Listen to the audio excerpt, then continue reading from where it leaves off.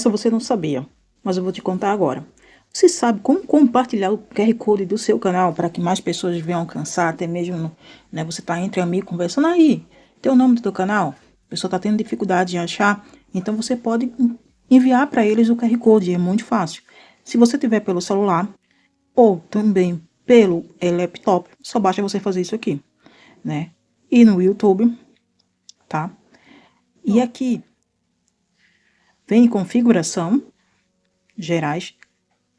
Tem um monte de coisinha aqui, mas você não vai naquela página, você vai aqui, vai clicar na sua fotozinha, né? Quando você clicar na sua foto, vai abrir essa página aqui, né, do seu canal, é claro.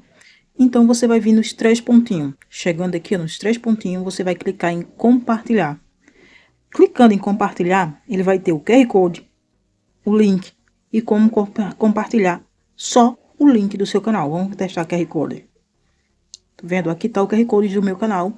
E assim você pode enviar para mais amigos, para aquelas pessoas que você queira ver seu vídeo, sem precisar de você estar sempre com o nome escrito, né? Isso facilita muito a vida de nós do YouTube. Caso você gostou dessa dica, se inscreve aqui no canal, deixa no comentário o que você achou dela e se o meu canal está ajudando vocês. Vem crescer com a gente, tá? Coloca aqui, hashtag, vamos crescer junto.